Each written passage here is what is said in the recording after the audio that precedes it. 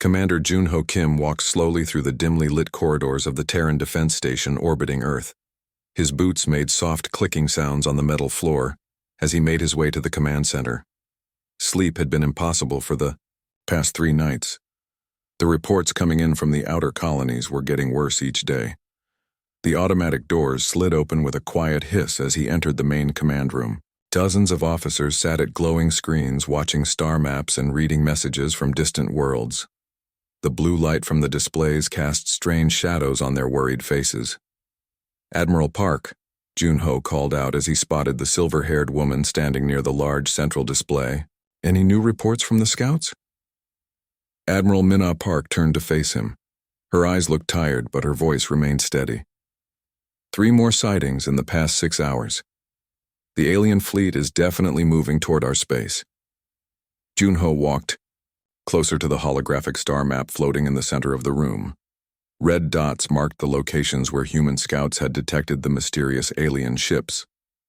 There were so many red dots now that entire sectors glowed like warning lights. "How many ships are we looking at?" he asked, though he was afraid to hear the answer. "Our best guess is over 2,000 vessels." Admiral Park replied quietly. "Maybe more. The Zephyrian Collective isn't playing games with us." On a distant world covered in purple crystals, Fleet Commander Veltar stood in his command spire looking out at the endless rows of warships floating in space. Each ship was sleek and deadly, built by the finest military engineers in 7 different alien worlds. The Collective had conquered dozens of species over the past 3 centuries. Not one had ever posed a real challenge. "Sub-Commander Hexnull," Veltar called to one of his officers. "What do we know about these humans?" The younger alien checked his datapad before answering. "Very little, Fleet Commander. Our scouts say they have crewed ships, probably converted from cargo vessels. Their technology appears primitive compared to ours." Veltar's 4 eyes studied the tactical displays showing human space. Such a small area of the galaxy, really. A few dozen systems scattered across what the humans called the local group. It seemed impossible that such a young species could cause any real problems. "Have they responded to our warning messages?" Veltar asked. "No, sir. Complete radio silence from all human worlds." This surprised Veltar slightly. Most species either surrendered immediately when they saw the size of a collective fleet, or they sent desperate messages begging for mercy. The humans were doing neither. Back on the Terran Defense Station, Captain Dongwook Lee was reviewing the latest intelligence reports in a small briefing room. The information was scattered and confusing. Human scouts had managed to get close, enough to the alien fleet to take some pictures, but what they saw didn't make complete sense. "Lieutenant Choi," he said to the young woman sitting across from him, "look at these ship designs. Do they seem familiar to you?" So young Choi studied the images on her tablet. The alien vessels were beautiful in a cold, mathematical way. Every line and curve seemed perfectly calculated for maximum efficiency. "They look like they were built by computers, sir. No wasted space, no unnecessary parts." "Exactly," Captain Lee nodded. "Everything about their fleet suggests they think in very logical, predictable patterns. That might be something we can use." Meanwhile, deep in the underground bunkers beneath the Terran Defense Headquarters, teams of engineers and scientists were working around the clock. Captain Hyun Ji-song supervised the conversion of her mining ship, the Iron Hawk, into something that could fight in space battles. "We don't have time to build proper warships," she told her crew as they welded new armor plates onto the hull. "So we're going to have to make cargo haulers and mining vessels do the job instead." Her chief engineer, a gruff man named Kim Tae-ho, looked up from the weapon systems he was installing. "Captain, these industrial lasers we're mounting aren't designed for ship-to-ship combat. They might work, but they're going to be unpredictable." "Good," Captain Song smiled. "Unpredictable is exactly what we want to be." Across human space, similar scenes were playing out on hundreds of worlds. Factory workers were building weapons instead of consumer goods. Cargo pilots were learning combat maneuvers. Even civilian scientists were being asked to find ways to turn everyday technology into tools of war. The truth was that humanity had been preparing for this moment for decades. Ever since the first radio telescopes had detected artificial signals from distant stars, Military planners had known that contact with aliens was inevitable. The question had never been if, but when. Admiral Park stood alone on the observation deck of the station, looking out at Earth's blue and white surface far below. She could see the lights of cities twinkling in the darkness where night had fallen. Billions of people down there had no idea how close they were to the greatest test in human history. Her communication device buzzed softly. "Admiral, we're receiving a message from the outer colonies. The alien fleet has begun moving again. They're heading directly toward our space." She took a deep breath and touched her comm badge. "Send word to all fleet commanders. Operation Rising. Storm is now active. It's time to show the galaxy what humanity is capable of." Captain Dongwook Lee gripped the armrests of his command chair as the UES Horizon drifted silently through the asteroid field near Kepler 4m2c. His ship was small compared to the massive vessels in Admiral Park's main fleet, but it was fast and quiet, perfect for scouting missions like this one. "Captain," whispered Lieutenant So-Young Choi from her sensor station, "I'm picking up 3 contacts moving toward us. They're big, sir, much bigger than our ship." Dongwook studied the tactical display showing 3 red dots approaching their position. Each alien vessel was at least twice the size of the Horizon. Their hulls gleamed like polished metal, and strange energy readings pulsed from their weapon systems. "All hands, battle stations," he announced quietly over the ship's communication system. "This is not a drill." The bridge crew moved quickly to their positions. Weapons Officer Jinwoo Park began charging the ship's experimental torpedo systems. Engineer Bo Young Kim monitored the power levels from her station near the back of the Siu bridge.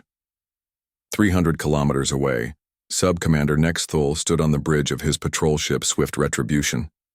His reptilian features showed confidence as he watched the primitive human vessel on his screens. Behind him, 2 other Zephyrian ships, Stellar Fang and Void Hunter, took flanking positions. "Human vessel," Nexthul transmitted over all frequencies.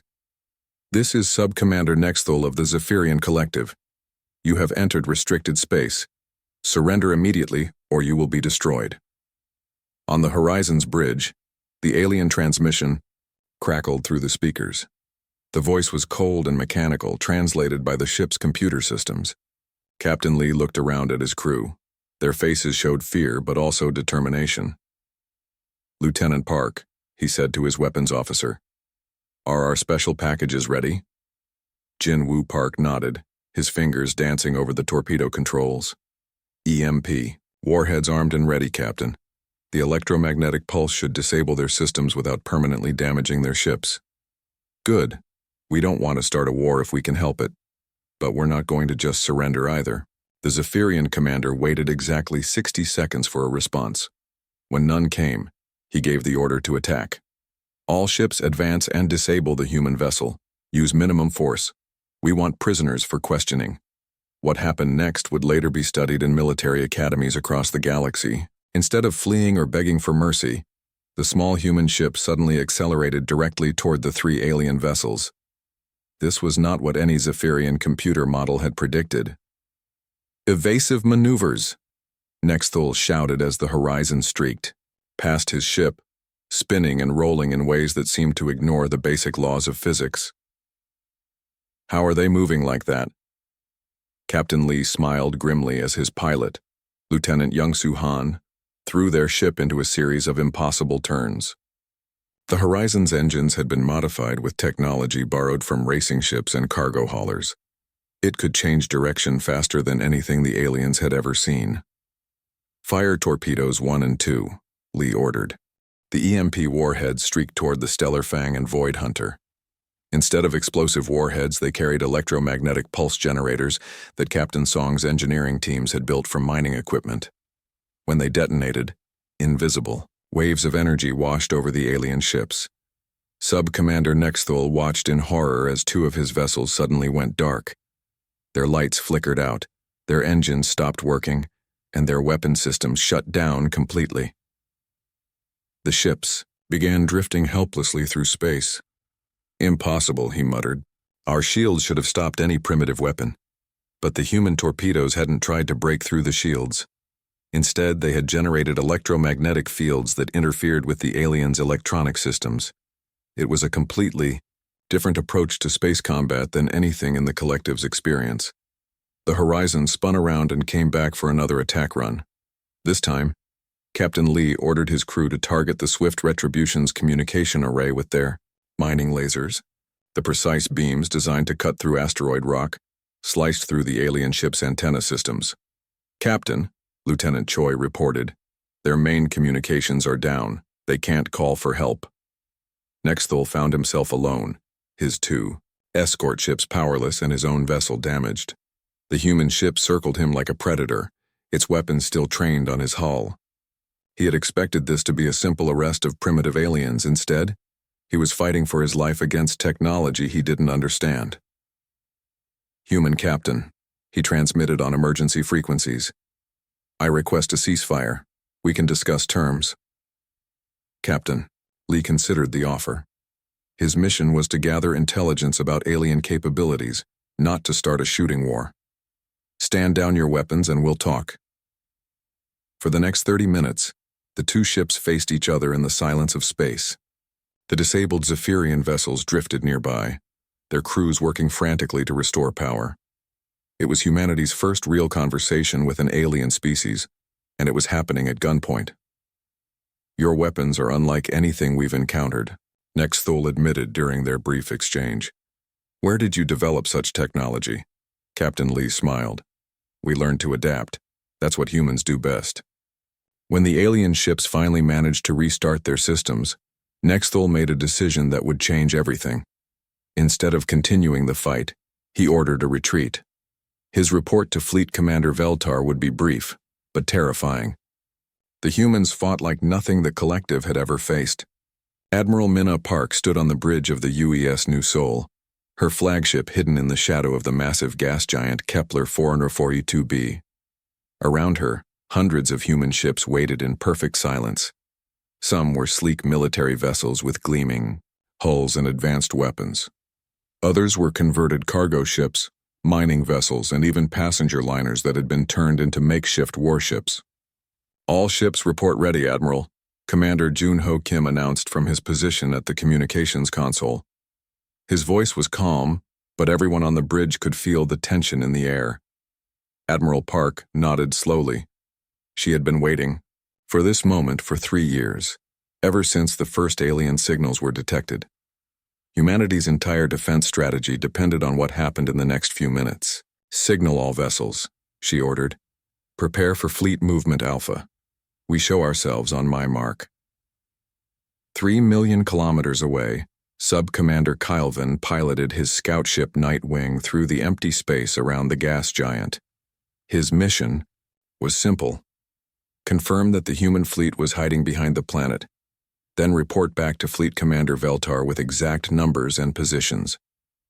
"Scanning the far side of the planet now," he reported to his crew. "Sensors indicate multiple metallic objects in orbit, but the readings are unclear due to the planet's magnetic field." What Kylvin expected to find were perhaps 24 human ships, poorly armed and probably trying to avoid a fight. The collective's intelligence report suggested that humanity had only basic space travel technology and limited military capabilities. He was about to discover how wrong those reports were. "All ships execute Fleet Movement Alpha," Admiral Park commanded. "Let them see what humanity brings to the void." The effect was like watching a sunrise made of starships. Hundreds of vessels emerged from behind the gas giant in perfect formation, their engines blazing like tiny stars against the darkness of space. The UES New Sol led the way, followed by destroyers, cruisers, carriers, and vessels that defied easy classification. Captain Hyun-ji Song smiled from the bridge of her converted mining ship Iron Hawk as she took her position in the formation. Her vessel looked nothing like a military ship, with its industrial hull and improvised weapon systems, but it moved with the same precision as the sleek destroyers around it. "Nightwing to Collective Command," Sub-Commander Kylvin transmitted, his voice filled with disbelief. "I need to report the humans have hundreds of ships, repeat, hundreds of ships in coordinated formation, on the bridge of his flagship Eternal Dominion. Fleet Commander Veltar stared at the tactical display as his scouts' reports came in. The screen showed dot after dot appearing as the human fleet revealed itself. First dozens, then hundreds, then more than his computers could easily track. "This is impossible," he muttered to Sub-Commander Hexenol, who stood beside him studying the sensor readings. "Our intelligence said they were a primitive species with limited technology. Sir, the formations they're using don't match any known military doctrine," Hexenol replied, his voice worried. "Some of their ships appear to be converted civilian vessels, but they're moving with perfect coordination." Captain Dongmin Bai commanded the carrier Storm's Eye from its massive bridge. His ship was one of the newer human vessels, built specifically for war with technologies that borrowed from a dozen different sources. As the fleet completed its reveal, he gave the order to launch fighters. "All squadrons, launch for patrol formation," he announced. "Show them what human pilots can do." Hundreds of small fighter craft poured from the carrier's launch bays like angry insects. Each pilot flew with individual style and flair, yet somehow they maintained perfect unit coordination. The fighters wove between the larger ships in patterns that looked chaotic but were actually precisely calculated. Sub-Commander Kylvan watched the fighter display with growing alarm. His own species had developed space combat over centuries, following logical principles and mathematical precision. What he was seeing from the humans made no sense according to any tactical manual. "They fight like individuals, but move like a single organism," he reported to his commanders. "Our combat computers cannot predict their movement patterns." Admiral Park opened communications with the alien scout ship, her image appearing on screens throughout the collective fleet. "This is Admiral Minna Park of the Terran Defense Fleet. You are observing human space. We suggest you return to your commanders with this message. We are not the primitive species you expected to find." Captain Su Jin Wang demonstrated humanity's adaptability from the bridge of her ship Thunder Bay. Originally a deep space research vessel, her crew had spent months converting scientific equipment into weapons systems. With a simple command, she redirected the ship's powerful analysis lasers to cut through a nearby asteroid with surgical precision. The message was clear. Human creativity could turn any tool into a weapon. Fleet Commander Veltar watched the demonstration with growing concern. His tactical officers were running computer simulations, trying to understand how the human fleet could function with such apparent disorder. Every model failed to predict their next move. "Sir," his communications officer reported. "Long range. Sensors detect more human ships approaching from 3 different directions. The fleet we're observing appears to be only part of their total force." As if summoned by his words, more human vessels began appearing at the edges of the system. Transport ships converted to carry troops, mining vessels bristling with improvised weapons, and sleek warships that incorporated technology the collective couldn't identify. The Zephyrian scout pilot transmitted one final message before retreating to a safe distance. "Fleet Commander, request immediate reinforcement. The humans are not what we expected. They are not what anyone expected." Admiral Minna Park activated the communication system from the bridge of the UES New Sol. Her image appeared on screens throughout the Zephyrian fleet, her calm expression hiding the tension she felt inside. This moment would determine whether humanity survived or faced destruction. "I am Admiral Minna Park of the Terran Defense Fleet," she announced, her voice carrying across the vast emptiness of space. "You have entered human territory without permission. State your intentions." On the bridge of the Eternal Dominion, Fleet Commander Veltar stared at the human female on his main screen. Behind her, he could see the bridge of what appeared to be a sophisticated warship. This was not the primitive vessel his intelligence reports had described. "I am Fleet Commander Veltar of the Zephyrian Collective," he replied, his 4 eyes studying her carefully. "We have come to assess your species for potential inclusion in our alliance. Your crude vessels pose no threat to our superior technology." "Admiral." Park smiled slightly, but her eyes remained cold. "Commander Kim, please demonstrate our assessment capabilities." Commander Junho Kim nodded and activated the fleet communication system. "All ships, execute demonstration pattern beta. Show our guests what human engineering can accomplish." Captain Sujin Wang received the order aboard her ship Thunder Bay. Originally built as a deep space research vessel, her crew had spent months converting scientific equipment into weapons of war. The massive analysis lasers that once studied distant stars now served a very different purpose. Target the asteroid cluster at bearing 27 Mark 6, she ordered her weapons officer. Full power to mining lasers. The Thunder Bay's repurposed industrial lasers fired in sequence, each beam cutting through space rock with perfect precision. What had been a cluster of asteroids became a cloud of perfectly shaped metal fragments, each piece exactly the same, size and shape. Sub-Commander Hexnall watched the display with growing alarm. Fleet Commander, their precision is impossible. No species can convert civilian equipment into military-grade weapons with such effectiveness. But the demonstration was far from over. Captain Hyunji Song aboard the Iron Hawk showed what human creativity could accomplish with limited resources. Her mining ship had been equipped with cargo manipulator arms that could now launch projectiles with devastating accuracy. Fire sequence. Alpha, she commanded. Her crew launched a series of metal containers that seemed to drift harmlessly through space. Then, at precisely calculated moments, each container opened to release clouds of metallic particles that formed geometric patterns, visible even from thousands of kilometers away. Fleet Commander Veltar felt his confidence wavering. The human fleet was demonstrating capabilities that his computer systems couldn't explain. They were taking ordinary civilian equipment and using it in ways that defied standard military logic. "Sir," his tactical officer reported, "their formations are changing again. The pattern appears random, but our computers detect underlying mathematical structures."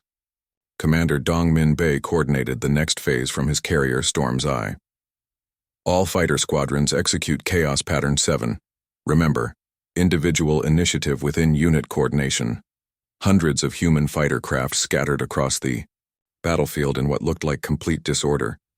Each pilot made independent decisions, choosing their own flight paths and maneuvers. Yet somehow, the seemingly random movements created a larger pattern that the Zephyrian computers recognized as both tactically sound and artistically beautiful. Lieutenant Colonel Young Soo Han led a squadron of converted patrol boats in a demonstration that would haunt Zephyrian military planners for years to come.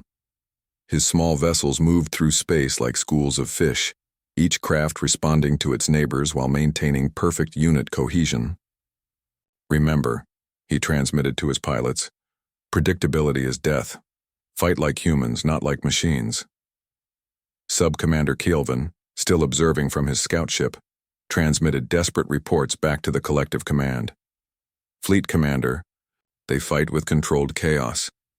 Every ship captain makes independent decisions, yet they somehow work together perfectly. Our tactical computers cannot process this type of warfare."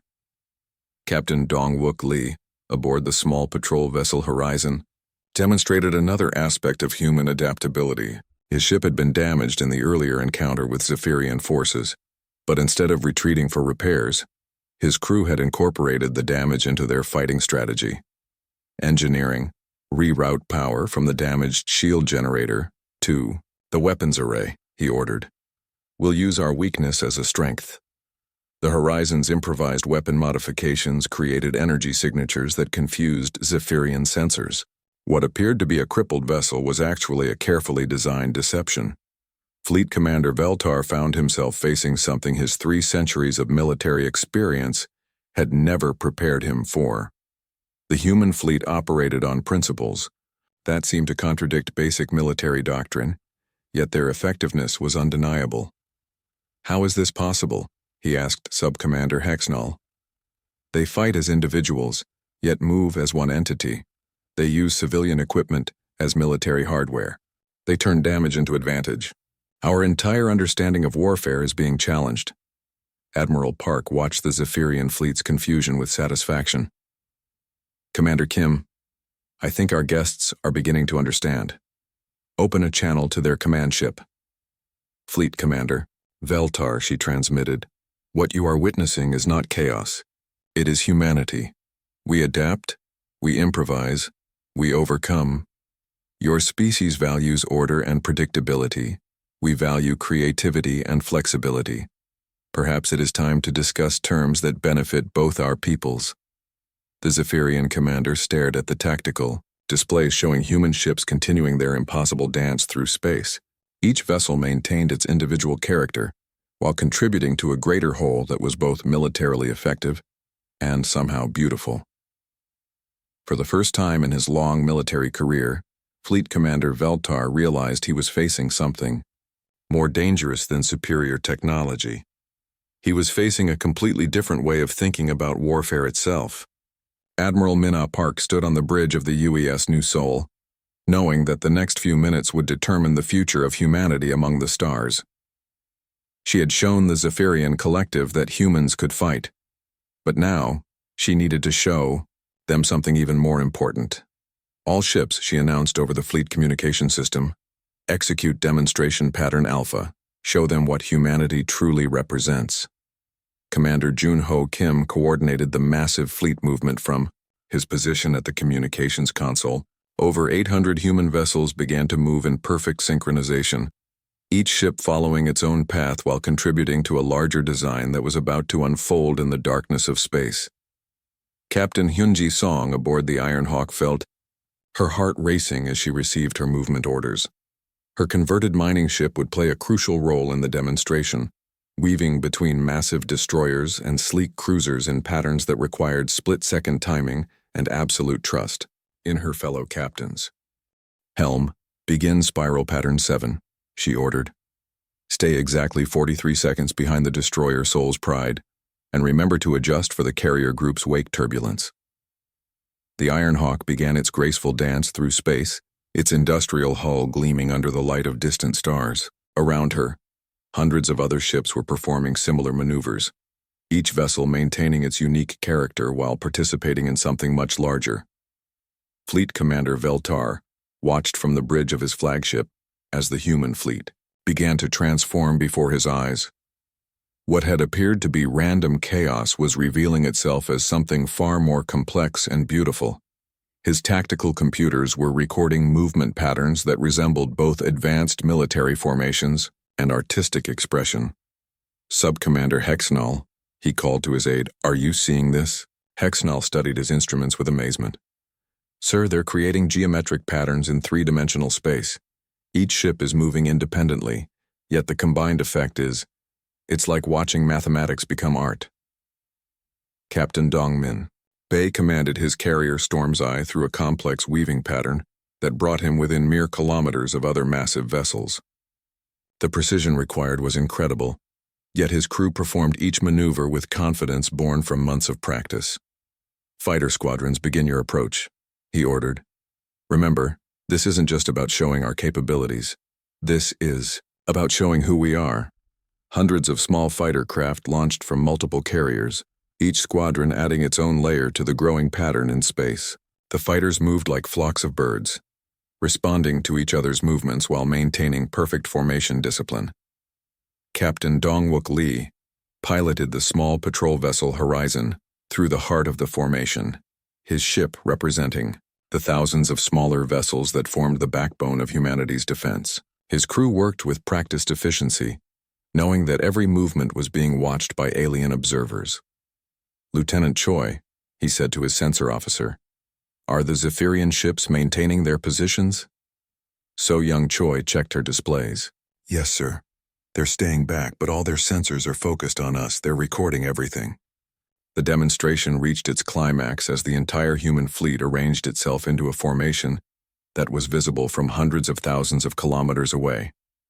The pattern resembled a spiral galaxy, with smaller ships forming the outer arms, while capital ships anchored the center. Yet within this grand design, every vessel maintained its individual identity. Captain Sujin Wang aboard the Thunder Bay found herself at one of the critical junction points, where converted civilian ships met purpose-built warships in perfect harmony. Her scientific vessel, now armed for war, represented humanity's ability to adapt and transform when faced with necessity. "Engineering," she called to her crew, "activate the navigation lights, full spectrum display." Across the fleet, similar orders were being given. Suddenly, the human formation blazed with light as thousands of ships illuminated themselves against the darkness. The effect was spectacular, turning the military demonstration into something that resembled a celebration. Sub-Commander Kylvan, still observing from his scout ship, transmitted awed reports to the collective fleet. "Fleet Commander, they've created something beautiful. This isn't just military posturing. They're showing us their culture, their values, their entire way of being." Fleet Commander Veltar found himself speechless as he watched the human display. In 3 centuries of conquest, he had seen many species attempt to demonstrate their worth. Most showed off their strongest weapons or their most advanced technology. The humans were doing something completely different. "They're not trying to intimidate us," he realized aloud. "They're trying to communicate with us." Admiral Park opened communications once more, her image appearing on screens throughout both fleets. "Fleet Commander Veltar, what you are witnessing is humanity. We are individuals who choose to work together. We are creators who can become warriors when necessary. We are a species that turns chaos into beauty and differences into strength." The human fleet began to slowly disperse, each ship returning to its original position with the same precision it had shown during the demonstration. The message was clear. This level of coordination and artistry was not a special effort, but simply how humans naturally operated. Captain Young-Soo Han, commanding his squadron of patrol boats, added his voice to the communication. "We offer friendship to those who approach us in peace, but we will defend ourselves against those who threaten our worlds. The choice is yours." Fleet Commander Veltar made a decision that would echo through galactic history. Instead of ordering an attack, he activated his own communication system. "Admiral Park," he transmitted, "the Zephyrian Collective requests formal diplomatic contact. We have much to learn from each other." As both fleets began to withdraw to establish proper diplomatic channels, the galaxy had fundamentally changed. Humanity had proven itself not through superior weapons or advanced technology, but through something far more powerful: the ability to be both united and individual, both artistic and practical, both peaceful and formidable.